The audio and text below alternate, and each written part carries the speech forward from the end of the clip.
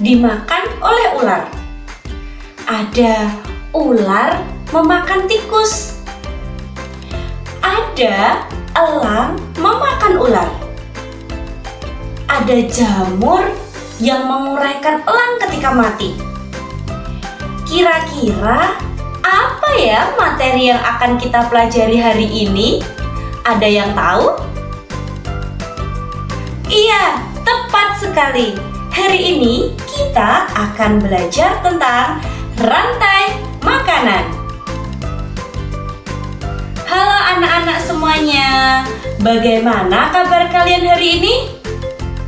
Pasti anak-anak dalam keadaan baik dan sehat, iya kan? Iya tentunya. Nah anak-anak, hari ini kembali lagi bersama Bu Fitri dari SDN Kalisemo. Kita akan belajar tentang rantai makanan pada mata pelajaran Ilmu Pengetahuan Alam dan Sosial atau IPAS. Sebelum kita belajar, mari kita menyimak terlebih dahulu apa tujuan pembelajaran hari ini. Yang pertama, mendeskripsikan hubungan antar makhluk hidup yang berkaitan dengan makanan dalam bentuk rantai makanan.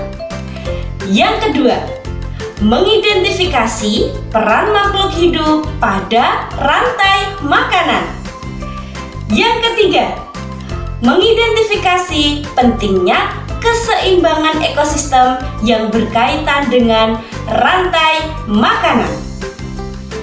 Anak-anak semuanya, apa yang anak-anak makan hari ini?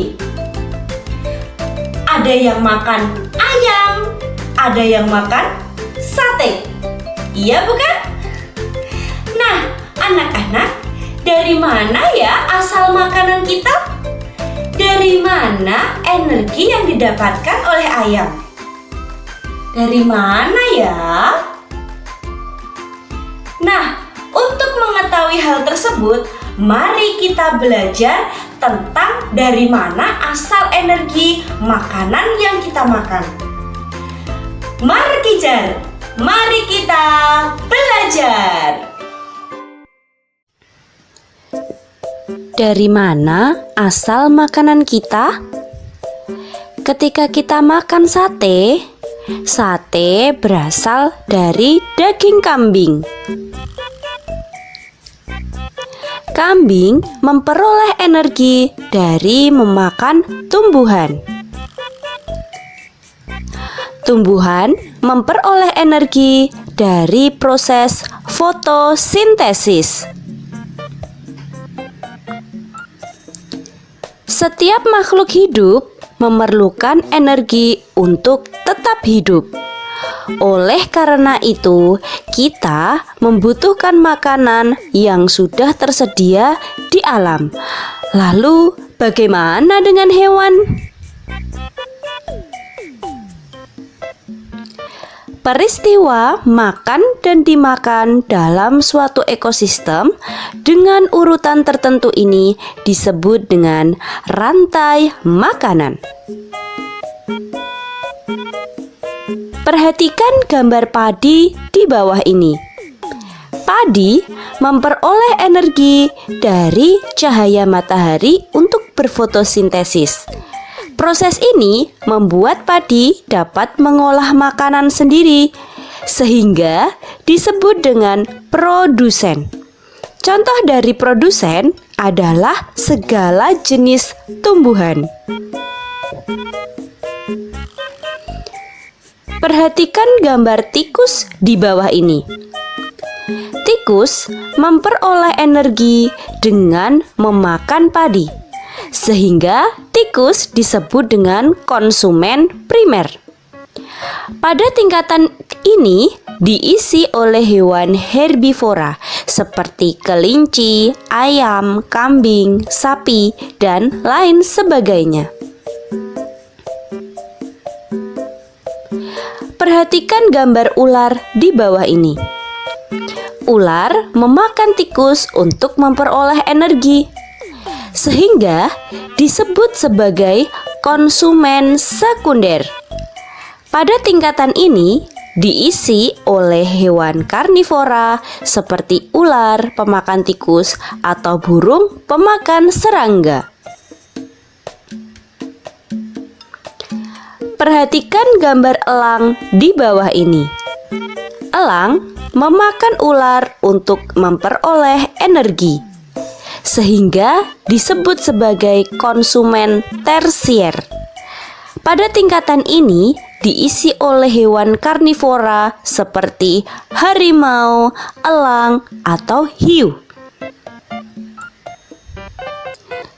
Perhatikan gambar jamur di bawah ini. Ketika ular mati, maka akan terurai menjadi sumber energi pada tumbuhan, diuraikan oleh jamur, sehingga jamur disebut sebagai dekomposer. Contoh lain dari dekomposer adalah bakteri. Nah, anak-anak, tadi kita sudah belajar tentang pengertian rantai makanan dan kedudukan pada rantai makanan. Kemudian, bagaimana ya dengan rantai makanan yang ada di ekosistem laut seperti ini? Ada yang tahu?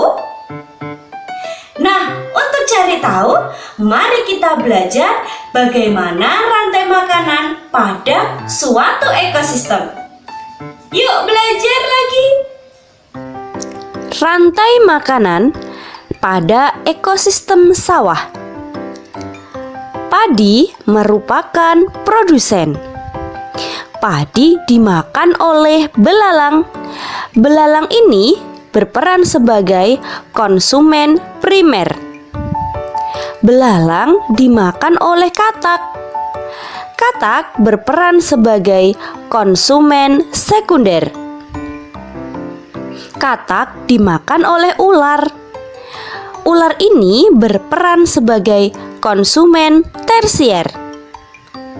Ketika ular mati, maka akan diuraikan oleh bakteri.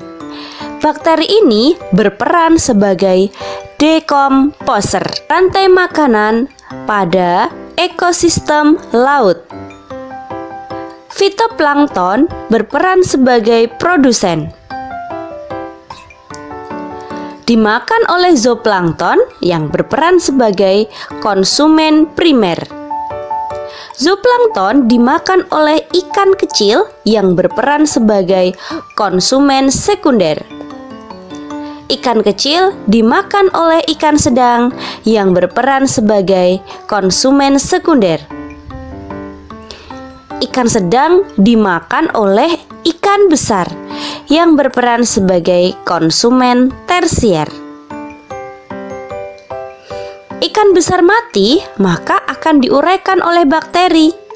Bakteri berperan sebagai dekomposer. Rantai makanan pada ekosistem sungai. Enceng gondok berperan sebagai produsen. Dimakan oleh siput yang berperan sebagai konsumen primer. Keong dimakan oleh ikan yang berperan sebagai konsumen sekunder. Ikan dimakan oleh buaya yang berperan sebagai konsumen tersier. Ketika buaya mati, maka akan diuraikan oleh jamur yang berperan sebagai dekomposer.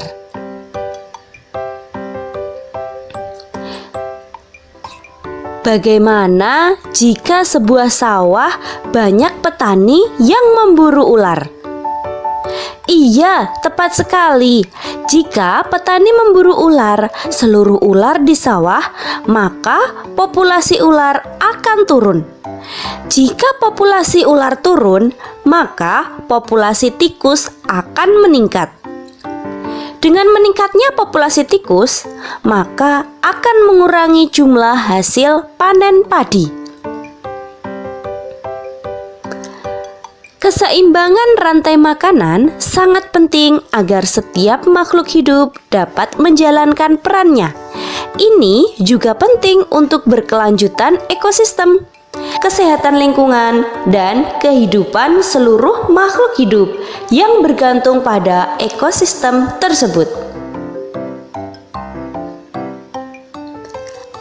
Nah, semua materi tentang rantai makanan sudah kita pelajari. Saatnya kita menuju ke latihan soal. Latihan soal. Manakah yang termasuk dalam rantai makanan berikut? A. Rumput dimakan kelinci, kelinci dimakan elang. B. Pohon dimakan semut, semut dimakan burung. C. Ikan dimakan ubur-ubur, ubur-ubur dimakan plankton. D. Semua jawaban benar.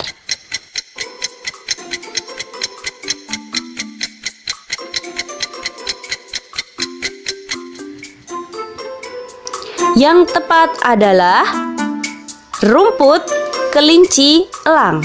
A.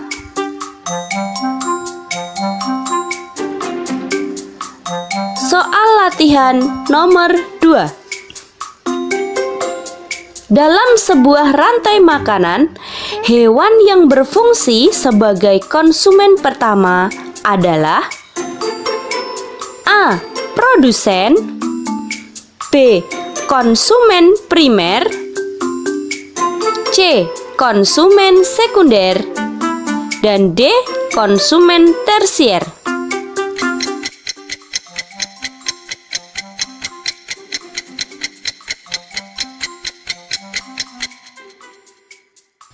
Tepat, jawabannya adalah B. Konsumen primer. Latihan soal nomor 3. Jika terdapat rantai makanan berupa rumput dimakan kelinci, kelinci dimakan oleh serigala, maka siapa yang berperan sebagai konsumen sekunder? A. Rumput, B. Kelinci, C. Serigala, D. Semua jawaban benar.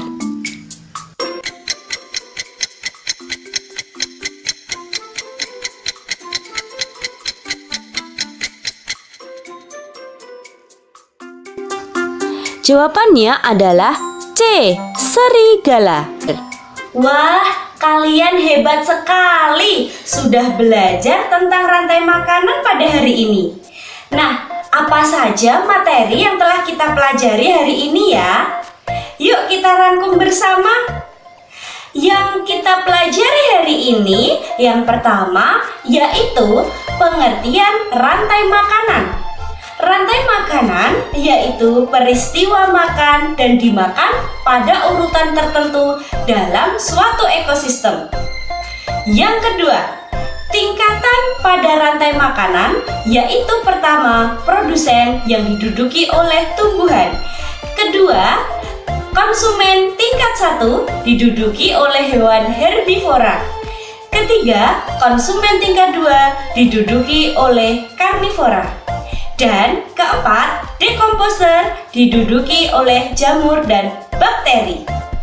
Materi yang ketiga yang sudah kita pelajari yaitu rantai makanan pada ekosistem hutan, ekosistem sawah, ekosistem laut, dan ekosistem sungai. Tentunya juga kita telah belajar tentang keseimbangan ekosistem yang berkaitan dengan rantai makanan.